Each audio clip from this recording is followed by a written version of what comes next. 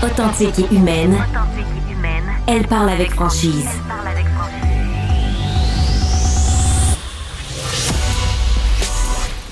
Elle traite l'information avec rigueur et efficacité. Une approche fraîchement moderne de l'actualité. Isabelle Maréchal. Bonjour à tous. Merci beaucoup d'être à l'écoute de cette émission. Isabelle avec vous jusqu'à 15h. Mon équipe est là. Fred, comme bonjour d'habitude. Isabelle. Fred Bastien. Rayonnante aujourd'hui. Ben, j'ai mis du jaune, Oui. tu sais. Je t'ai vu à LCN ce matin, je me disais, on va avoir une journée ensoleillée avec Isabelle. Moi, je repousse le plus loin possible l'arrivée du brun automnal. On en profite. Même si tu sais que brun is the new black. Oui, c'est ça, c'est la couleur populaire. Ouais, là. Moi, mes pantalons sont à la mode. Écoute, t'es très tendance. J'échangerai pas. T'es très tendance, vraiment. On a beaucoup de choses. Alors, partons tout de suite ça. Je sais pas si vous avez vu là, les Québécois qui seraient à 200 $ d'être dans le trouble, Oh finalement. my God, Ça, c'est incroyable. quand même assez important. Les logements, l'épicerie, c'est de plus en plus de monde qui ont de la misère à joindre les deux bouts. Là. Exactement, c'est ça que ça veut dire, c'est que le monde a de la misère à arriver et ça crée une anxiété incroyable. Et notre premier sujet d'aujourd'hui, ce qu'on vous propose, c'est que c'était en lien justement avec le crédit. Ça tombe bien, on l'avait prévu déjà depuis quelques jours. C'est par rapport à votre dossier de crédit. Vous savez qu'on en a déjà parlé ensemble, puis beaucoup d'auditeurs d'ailleurs nous avaient écrit, hein, Fred? Oui, ils peuvent continuer de le faire au 1-877-827-2346. Avez-vous déjà eu des enjeux avec votre dossier de crédit? On plonge là-dedans dans les prochaines minutes. Voilà, parce que il y avait des gens qui ont témoigné, puis on s'est dit, mais ma foi, il faut absolument essayer d'aider un peu tout le monde. Moi, je t'avoue que dernièrement, j'ai eu un enjeu. Là, depuis les derniers mois, j'ai un enjeu avec la fameuse compagnie Fairstone. Ah oui? Oui, quand tu vas t'acheter quelque chose, par exemple, chez Bro et Martineau, Ouais. c'est souvent Fairstone qui te finance. Et au bout d'un moment, ben, tu finis par oublier, tu payes tous les mois, et cette entreprise-là ne te rappelle pas que c'est la fin bientôt de tes paiements. Donc là, tu continues de payer dans le Alors, fond. tu n'es pas au courant de la fin de ton solde, si Oh, tu en mon as Dieu. un et tout. Alors, toi, tu as des paiements préautorisés tous les mois. Tu te dis, ça va bien, je rembourse mon affaire. Tu sais. Puis la vie va vite. Tu sais. Ça a été vraiment, pour moi, là, compliqué de joindre une personne humaine, être capable de lui parler au téléphone. Tu parles, tu sais, j'ai dû parler à 4-5 personnes. À chaque fois, tu racontes ton histoire pour finalement te faire dire, bien là, vous n'avez pas le choix. C'est parce que c'est à vous de vérifier la date de votre fin de contrat. Wow. Et là, tu vas sur le site, puis ça m'a pris du temps à accéder à leur maudit site, là. Puis là, tu vas sur le site et nulle part, je suis pas capable de trouver le contrat. Et il faut vraiment que tu fouilles pour finalement trouver un tout petit caractère la date de fin de contrat. Tu comprends? Incroyable. Alors que, tu sais, j'ai des paiements avec, je prends Home Depot, par exemple, ou d'autres. Tu sais, tout le monde a ça. À un moment donné, on achète tous à crédit à un moment donné, tu mets ça sur des plans de paiement. Pourquoi payer tout de suite quand tu peux payer tout à l'heure? Mais Home Depot, pour les nommer, par exemple, en exemple, ben, c'est très clair. Tous les mois, je reçois, voici ce que vous devez payer pour ne pas avoir d'intérêt. C'est très clair. Hein? Alors que Fairstone, Alors que t'avais pas cette Fairstone, information-là, écoute, tu n'as pas cette information. Puis tu te souviens, dans le Journal de Montréal, il y a quelques semaines, il y avait eu l'histoire d'une femme, justement, qui avait essayé là, pendant des semaines de se dépêtrer avec Fairstone, puis qui lui réclamait des milliers de dollars parce qu'en plus, c'est du 30 % de taux d'intérêt. Là. C'est énorme. C'est plus que 30 % même. Alors, on va parler de ça. Évidemment, vous nous racontez vos histoires d'horreur avec les entreprises de crédit, que ça soit genre à la Fairstone, mais ça peut être d'autres. Là, on nomme celle-là parce que c'est mon expérience personnelle. Même les dossiers de crédit, là, Equifax. Mais voilà, c'est les dossiers de crédit aussi. C'est ça qui nous intéresse beaucoup parce que essaye d'aller corriger des erreurs sur Equifax TransUnion. ou sur TransUnion. On va en discuter tout de suite avec Alain Fortier qui, devant justement le montant, la somme de gens qui ont des enjeux, a décidé d'ouvrir une compagnie il y a plusieurs années, l'Agence canadienne du crédit. C'est un ancien courtier du secteur financier et c'est un organisme, en fait, Alain, merci beaucoup d'être avec nous. C'est un organisme que vous avez fondé pour essayer d'aider les gens, justement, qui vivent des grands tourments avec Equifax et TransUnion. Effectivement, c'est vraiment un défi de faire corriger les dossiers de crédit. C'est un chemin de croix. Tu sais, souvent, quand les gens nous appellent, nous, on offre toujours la possibilité, on dit aux gens, ben, quand il arrive une erreur, vous pouvez la corriger par vous-même, c'est gratuit, il n'y a pas de problème. Puis souvent, les gens disent, bon, on va essayer de le faire pour éviter des frais. Mais le running gag, c'est 6 mois, 8 mois après, ils nous rappellent, ils nous disent, bah, finalement, ça n'a pas marché. Fait que je pense que je vais prendre vos services. Fait que je vous dirais que c'est un chemin de croix, c'est difficile. Il y a de plus en plus de la réglementation qui est mise en place par l'AMF. Mais ça manque L'autorité des marchés financiers. L'autorité des marchés financiers, mais ça manque un petit peu de mordant. Tu sais, là, il y a un nouveau projet de loi un nouveau règlement qui vient de sortir au mois de juillet. On a hâte de voir comment il va être appliqué. Qui dit quoi, par exemple? Ben, ce projet-là oblige les institutions financières, exemple, à tenir un registre de toutes les plaintes qui ont été déposées, sont obligés de répondre en dedans de 60 jours. Et si la plainte n'est pas conclue à la satisfaction du client à ce moment-là, ben, le dossier peut être transféré à l'AMF, qui eux autres vont pouvoir enquêter et peut-être même sévir et sanctionner contre le créancier. Parce que le problème avec mon histoire de Fairstone, mais il peut y en avoir plein d'autres, puis je suis sûre que les auditeurs en ont des histoires comme ça. C'est, oui, on nomme Cité financière aussi dans la même catégorie que Fairstone. C'est ça. Ouais. Et ce qu'on se fait vite dire, si vous ne payez pas, ça va se ramasser dans votre dossier de crédit et ça va nuire à votre code de crédit. Alors, le chantage, Alain, il arrive vite là, dans la balance. Là. Oui, puis souvent, il y a des gens qui se disent « Ah, ben c'est pas grave, j'ai pas besoin de crédit, tout ça, fait que je laisse ça aller. » Il y a du monde qui dit ça. Oui, il y a des gens qui disent ça. Ils disent « C'est pas grave, j'en ai pas besoin, tout va bien, je paye content. » Il y en a encore quelques-uns aujourd'hui. Mais le problème, c'est que lorsqu'on arrive, qu'on fait une demande de crédit, à ce moment-là, on va avoir un prêt automobile, on va avoir une maison. Nos assurances, habitation, prennent notre dossier de crédit. Fait qu'à ce moment-là, quand il y a ça, nos dossiers de crédit, à ce moment-là, ben là, on est pénalisé. La cote de crédit diminue. Comme pour vous, juste de prendre un prêt Fairstone, fait diminuer votre cote de crédit. Ah, je sais, là, j'irai plus dans ces affaires-là. Ça, ça c'est clair. Puis c'est pas à cause que vous avez mal payé nécessairement, mais c'est parce que Fairstone est reconnu par le dossier de crédit comme étant un genre de prêteur B, comparativement à avant que c'était Accordé Desjardins qui le faisait. C'est dans vrai. Le temps, c'était Tanguay, en tout cas, je parle de Québec. Tanguay faisait, c'était Desjardins qui le finançait. Ça pouvait même aider la cote de crédit parce qu'on ajoutait un nouveau financement qui était bien payé. Mais lorsque j'ai acheté des meubles, moi aussi, on me l'a proposé. On m'a dit, Alain, veux-tu le faire financer? J'ai dit, oui, mais Accordé n'existe plus. Il m'a dit, ben ça va être Fairstone. Fait que là, je disais à mon vendeur, j'ai dit, ben je suis désolé, mais je suis pas intéressé parce que ma cote de crédit, ce qu'on voit, nous, dans nos clients, baisse en moyenne entre 35 et 50 points. Va réaugmenter après par la suite si c'est bien payé dans les prochains mois, mais souvent, il y a une diminution assez importante parce que là, on ajoute un prêteur. Du nom du prêteur. Exactement. Est-ce que vous diriez que cette compagnie-là, puis l'autre que tu as nommé aussi, Fred? Cité financière, c'est Marcel de Montréal là, qui souligne cette compagnie. Oui. Est-ce que celle-là aussi est considérée comme mauvais prêteur? Financière. Oui. C'est des prêteurs, c'est pas des mauvais prêteurs, mais c'est des prêteurs qu'au dossier de crédit, ça vient affecter votre crédit parce que c'est comme si le dossier de crédit venait lire en arrière en disant ben, vous n'êtes pas capable d'emprunter dans une institution financière traditionnelle, donc vous allez dans une banque B et à ce moment-là, ben là, ça va affecter votre. Comment on les appelle? Je pense qu'ils ont comme un surnom, ces prêteurs-là. Ben, nous autres, dans notre jargon, c'est plus un prêteur B, mais c'est plus un prêteur qui va faire des dossiers plus difficiles avec. Ils vont accepter des niveaux de risque plus élevés qu'un prêteur traditionnel. Fait qu'exemple, quelqu'un ne passera pas chez Desjardins ou dans une banque traditionnelle, va pouvoir aller chez Fairstone, Cité financière, à ce moment-là, va pouvoir obtenir un financement à très haut taux d'intérêt. Oui, c'est ça. Là. Et d'ailleurs, Option Consommateur, leur service juridique, qualifie ces entreprises de prêteurs prédateurs.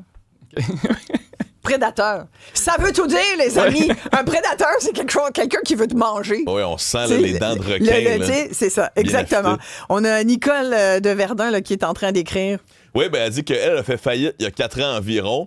Elle a une carte Capital One, mais elle n'est pas acceptée partout, même si elle fait ses paiements à chaque mois. Elle ne laisse pas de solde dans son compte. Donc, on sent que les enjeux financiers, ça peut avoir des impacts sur plusieurs années aussi, Isabelle. Complètement. On a plusieurs témoignages, d'ailleurs, qu'on a colligés pour vous. On va commencer avec le témoignage de Pierre.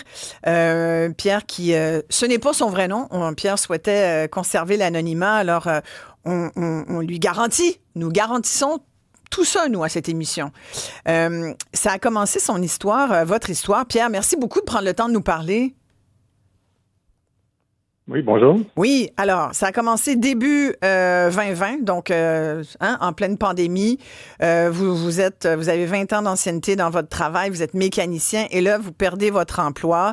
Et là, les ennuis financiers commencent, hein, Pierre. Fait que là, vous allez voir un syndic, et donc, on vous dit, ben faites une proposition de consommateur.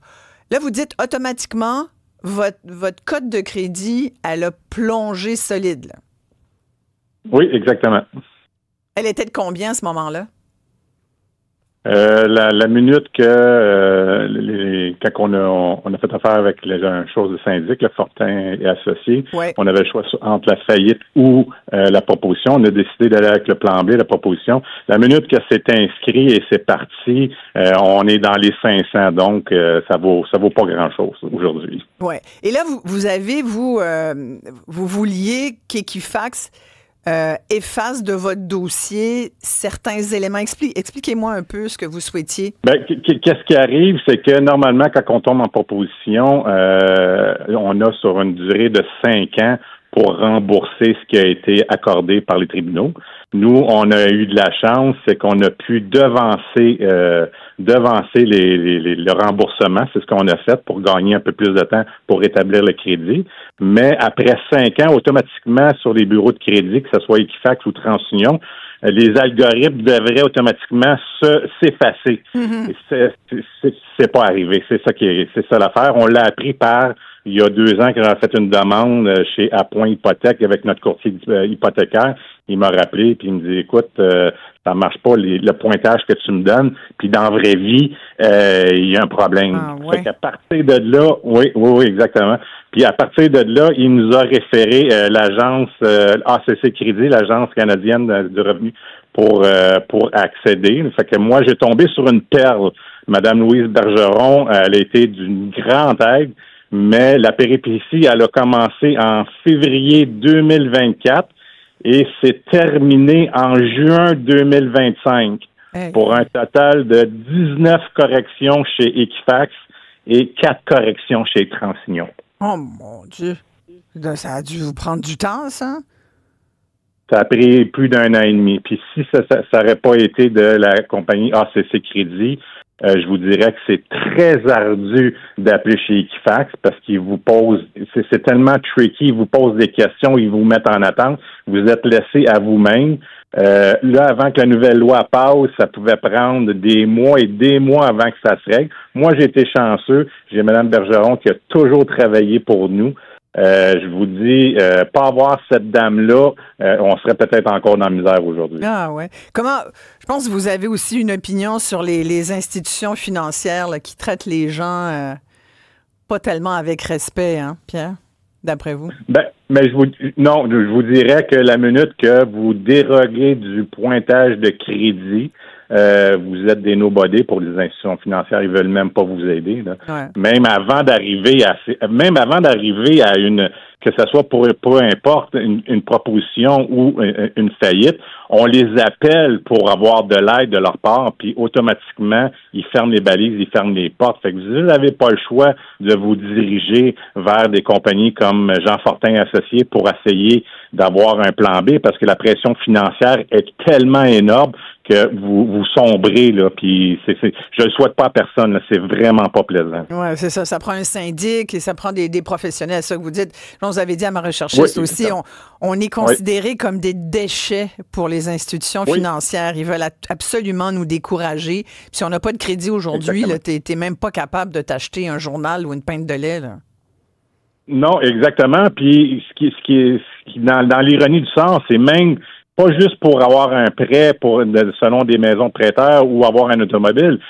Ça joue en ligne de compte si vous voulez avoir un cellulaire, ça joue en ligne de compte si vous voulez avoir vos assurances. Ils vérifient vos bureaux de crédit. Vous voulez avoir des appareils chez Vidéotron, vont vérifier vos bureaux de crédit. Ça vous suit partout. C'est ça on est rendu là en 2025. Ouais. Fait que vous avez réussi, Pierre, en terminant, à faire relever votre dossier de crédit, là. Oui, la minute que ACC Crédit a été obligé d'intervenir en juin dernier, puis qui ont corrigé du côté de Equifax et de TransUnion, mon pointage de crédit a explosé. Bon, fait que là, vous êtes correct. Dans le bon sens. Bon. Ouais. Merci, Pierre. Puis bon courage, là.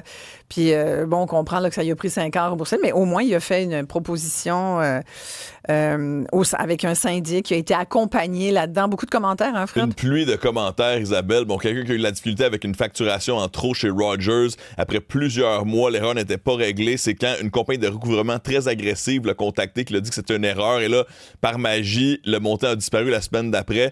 Sinon, là, on a quelqu'un qui nous écoute qui dit qu'il poursuit Landcare Capital en dommages et intérêts pour 10 000 après 110 jours de calvaire. Il y a Pierre qui a eu des gros problèmes avec Equifax pendant des mois, qu'il a dû passer par l'AMF pour pouvoir régler son problème. Le problème, c'est que ça lui a aussi pris plus de 3 ans avant qu'il se rende compte que le problème avait lieu dans son dossier Equifax. Donc, je me retourne vers notre invité, là, pour les gens qui sont inquiets. Moi, ça fait longtemps que je n'ai pas regardé mon dossier de crédit. Qu'est-ce qu'on doit vérifier finalement? Bien, première chose, c'est qu'il faut sortir son dossier de crédit au moins 1 à 2 fois par année. puis à ce moment-là, aller vérifier les informations de base. Les informations de base, c'est votre nom, votre adresse, tout ça, pour voir s'il n'y a rien qui a changé. OK? Pourquoi qu'on regarde ça présentement plus qu'avant? C'est qu'il y a beaucoup de fraudes potentielles. Et les fraudes commencent par le changement soit de l'adresse ou soit le numéro de téléphone. Donc, si vous voyez dans votre dossier de crédit, il n'y a pas de changement d'adresse, pas de changement de numéro de téléphone, déjà là, c'est bon signe. Vous continuez à descendre votre dossier de crédit. Par la suite, ce qu'il faut regarder, c'est les comptes. Les comptes, comment ils sont cotés? Est-ce que vous avez toujours bien payé? Est-ce qu'il y a des retards? Est-ce que les soldes ont tous été mis à zéro des comptes que vous avez payés? Parce que souvent, ce qui arrive, admettons que vous avez un prêt, il vous reste 2 000 à payer, vous le payez comme un dernier paiement. Parfois, l'institution financière n'envoie pas l'information au dossier de crédit. Ce qui fait que là, vous restez toujours avec un solde de 2 000, puis c'est pas corrigé. Même si c'est déjà payé dans le fond. Même si c'est déjà payé. Fait qu'il faut vérifier ça. Exactement. Et quand on parle des dossiers de fraude, de faillite et de proposition, je dirais que près de 100% des dossiers de crédit doivent être corrigés. Pourquoi? Il y a 3 informations importantes à corriger parce que si on ne les corrige pas, c'est comme si on restait dans le passé, c'est comme si le karma nous suivait. Il faut corriger ça. Aussitôt que la libération se fait ou l'exécution se fait, à ce moment-là, il faut corriger le solde. Il faut s'assurer qu'il n'y ait pas de solde vis-à-vis chacun des comptes. Il faut s'assurer que la cote soit bien attribuée. Fait que si c'est une proposition, il faut que ce soit un 8. Si c'est une faillite, il faut que ce soit un 9. Puis dans le commentaire, il faut que ce soit marqué que c'est une faillite ou une proposition.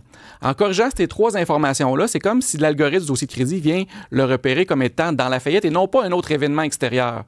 Donc ça, c'est important de corriger ça. Fait qu'il y a des gens qui vont prendre des cartes de crédit pour augmenter leur code de crédit, mais si on ne fait pas la correction du passé, malheureusement, ça ne fonctionnera pas. Fait que c'est important de faire la correction du passé, puis après ça, aller chercher un nouveau crédit, souvent. C'est comme la personne qui vous parlait de la Capital One. C'est excellent de commencer par une Capital One, sauf que souvent, on obtient avec une limite de 500, 750. La limite, il faut qu'elle soit au minimum de 1000, parce qu'en bas de 1000 n'affecte pas positivement votre dossier de crédit. Et même l'effet inverse, c'est qu'en bas de 1000, c'est que si vous la surutilisez, il va avoir un défavorable dans votre dossier de crédit, il va faire baisser votre cote. Mais ça, les gens ne le savent pas. Fait qu'on peut commencer avec une carte Capital One de 500, mais souvent, après 3, 4, 6 mois, ce serait important de la faire augmenter à 1000, quitte des fois à donner même un dépôt en garantie. Là. Mais c'est ça qui est tricky, c'est que dans le fond, il faut, pour avoir un bon dossier de crédit, il faut avoir plusieurs outils de crédit, quand même importants, vous venez de nous le dire, pas des petites affaires là, qui seraient faciles. Il faut montrer qu'on est capable de rembourser, qu'on a les reins solides. C'est ça, dans le fond. Là. Exact, c'est qu'on a une bonne habitude de remboursement. Ça encourage quand même le surcrédit, d'une certaine façon. Oui, surtout quelqu'un qui n'est pas capable de se contrôler, ça va être difficile. Parce que souvent, nous autres, on va dire, au lieu d'avoir une limite de 1000, 2000, vous êtes bien mieux de la monter à 10 000. Oui, mais c'est tentant à un moment donné. Là. C'est ça, mais à 10 000, le taux d'utilisation, il reste plus bas, puis en restant plus bas, c'est mieux pour votre cote. Mais quelqu'un qui se contrôle pas, qui a de la difficulté, qui embarque dedans... une petite croisière, t'es tanné, là, à un moment donné, tu dis, on part en croisière, là, chérie. C'est ça. T'sais, on met ça sur la carte de crédit. Et là, le danger. Puis là, à un moment donné, c'est ce qui arrive, c'est qu'on prend notre carte de crédit pour faire le paiement minimum de celle-là. Et là, on embarque dans un endettement qui fait que la solution qui reste, c'est souvent une proposition, une faillite. Isabelle, il faut absolument que je te parle de Geoffrey de Mascouche qui dit « Quand on a une cote de crédit autour de 600 à cause d'une instabilité professionnelle, mais qu'on a un bon payeur, on n'a pas le choix de passer par des prêteurs comme Fairstone, malheureusement. Malgré qu'on soit quelqu'un de sérieux et qu'on paye nos affaires, on est malgré tout non solvable au prêteur A. Lui dit l'échelle de crédit devrait être révisée, mais le monde capitaliste, c'est ça. Dans le fond, c'est qu'on s'enlise, là. On essaie de sortir de cette situation-là, mais on est seulement accepté par les Fairstone qu'on mentionnait précédemment. Puis là, tranquillement, ça fait boule de neige, puis c'est difficile de s'en sortir. Là. Ils doivent prendre tout le monde, ces compagnies-là. Pas tout le monde. Ils ont certaines restrictions, mais tu sais, quand on rentre chez un prêteur alternatif, il faut avoir ce qu'on appelle un plan de sortie. Ça veut dire que si, admettons, je dis, j'ai une difficulté financière pour l'instant, mais je pense que ça va s'améliorer dans les prochains mois pour telle raison. Je vais recevoir un montant d'argent, je peux refinancer sur mon hypothèque ou peu importe. Puis qu'on dit, je vais avoir un plan de sortie, puis je vais arriver à ça, c'est correct, on peut le prendre. Parce qu'on va prendre Fairstone comme un outil qui va nous servir dans le temps. Mais si on n'a pas de plan de sortie, on embarque juste dans Fairstone pour dire, j'en ai besoin pour payer des cartes de crédit, j'en ai besoin pour de la consommation. Là, à ce moment-là, ce qu'on fait, c'est qu'on va plus vite se mettre un clou dans le cercueil. Là. Ouais, en fait, la descente va aller rapidement. Est-ce que vous dites, si tu es capable de le payer tout de suite, paye-le donc tout de suite? Exactement. Comme moi, mon affaire, j'aurais pas dû prendre ça, là, clairement. Si ça c'est correct, des fois, ça peut être correct parce que tu te dis, c'est un paiement qui est étalé. J'ai calculé là, pour un achat de 2000$, je pense que ça va me coûter 1000$ d'intérêt. Non, mais il n'était pas sans intérêt? Il était sans intérêt jusqu'à temps que... C'est parce que là, voyez-vous, l'histoire, puis ils n'ont pas tort d'une certaine façon, j'ai une responsabilité là-dedans, c'est qu'ils me disent, c'est à vous de vérifier votre solde au bout du terme. Mais tu sais, si tu me donnes pas l'information, c'est ça mon exemple de tout à l'heure. Tu sais, moi, je reçois mes affaires tous les mois. Eux, je recevais rien. Je voyais juste mon paiement qui passait, mais je n'avais rien. J'avais aucune communication. Fait que là, ils disent, vous aviez juste à aller vous brancher sur le site. D'accord, vous avez raison. Puis vous aviez juste à regarder votre contrat.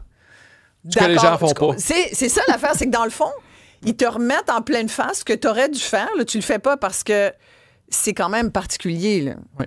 Avec d'autres, je suis pas obligée d'aller vérifier mon contrat toutes les 5 minutes pour voir quand est-ce que ça finit. Là. Puis j'aurais pu mettre des alertes. Puis non, fait que c'est sûr que j'ai une responsabilité. Mais eux, ils ambitionnent en tas, si vous voulez mon avis. C'est ça, vous avez une responsabilité, mais ils ont quand même une responsabilité de rendre ça facile. Voilà. Parce que le problème ça, là-dedans... Peux-tu plaider ça? On peut plaider ça. Là, avec la nouvelle loi, on peut le plaider qu'on n'est pas capable parce qu'eux autres, ce qu'ils veulent, c'est qu'il y ait plus de transparence, ça soit plus facile. Là. Parce que, tu sais, le Rogers qu'on parlait tantôt, même nous, là, quand on fait une demande d'accès à l'information, dans les institutions financières, c'est quasiment un calvaire parce que là, ils nous disent, pour la protection des renseignements, je peux pas vous donner ça. Non, je suis mandataire. Tu dois me les donner. Fait que c'est difficile même pour des institutions financières, les Rogers, les Fairstone, les Easy.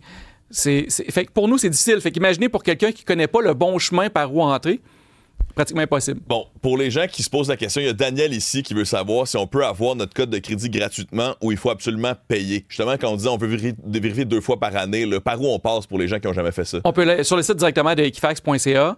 On peut aller chercher son dossier de crédit, oui, gratuitement, il n'y a pas de problème. TransUnion aussi. TransUnion, c'est plus compliqué parce qu'ils essaient toujours de vous vendre un forfait à 20 quelques dollars. Là.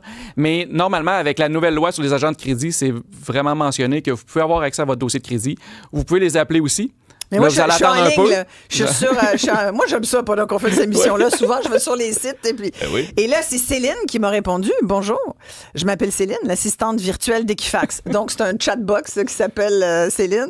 Elle me dit, vous pouvez accéder à votre dossier de crédit, votre pointage de crédit de consommateur Equifax. Comme l'exige la législation sur les renseignements concernant les consommateurs, cliquez ici pour demander un dossier de crédit.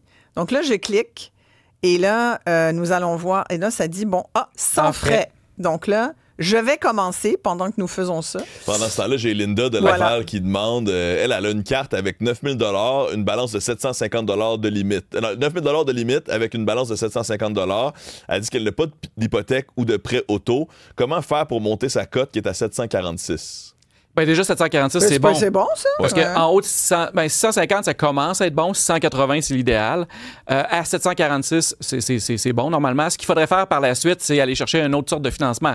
Effectivement, quand on parlait, soit aller chercher un prêt auto, soit aller chercher une autre carte de crédit sans nécessairement l'utiliser beaucoup. Tu sais, souvent, on pense qu'en ayant plusieurs cartes de crédit, ça peut nous nuire. Pas nécessairement.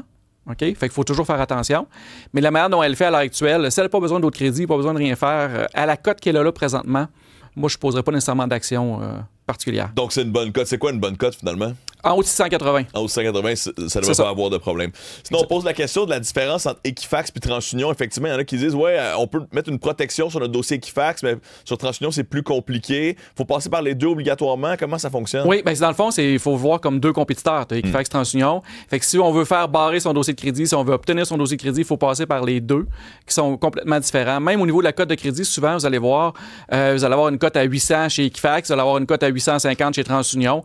Dans le fond, ils prennent les mêmes données. C'est juste que l'algorithme est basé différemment. Puis ça, il y a plus de 1000 facteurs qui affectent l'algorithme. Fait que tu sais, d'arriver et d'être capable de maîtriser tout ça, c'est assez difficile. Mais je dirais qu'en gros, on les maîtrise pour savoir comment augmenter justement la cote de crédit puis accompagner les gens, ce qu'on fait le plus. Là. Voilà. Il faut quand même rappeler, là, la crise du crédit s'ajoute à un endettement record au Québec. Les Québécois, et surtout ceux qui sont dans la cinquantaine, ils ont 3 fois plus de dettes. Ils sont 3 fois plus endettés, en fait, qu'il y a 20 ans. Aïe, aïe. On est beaucoup plus endettés qu'avant. Puis là, on parlait des prêteurs prédateurs tout à l'heure. J'adore cette expression. Alternatif aussi. Ou alternatif, comme moi, je dis prédateur parce que quand tu charges plus de 35 % d'intérêt, on ne joindra pas de dire prédateur, même si c'est légal. Oui, exact. Tu sais, quand tu vois que les taux outranciers, c'est plus de 60 %. Là, on dit, là, ça commence à être illégal de charger plus que 60 % d'intérêt, mais 35 %? C'est élevé. C'est beaucoup. Hey, c'est beaucoup. Donc, ça devient une priorité de le payer.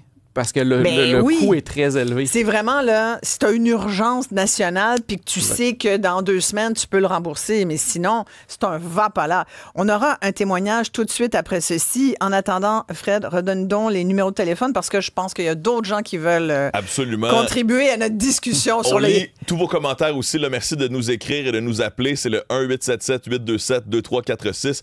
1-87-CUBE-RADIO. Ça fait jaser définitivement, là.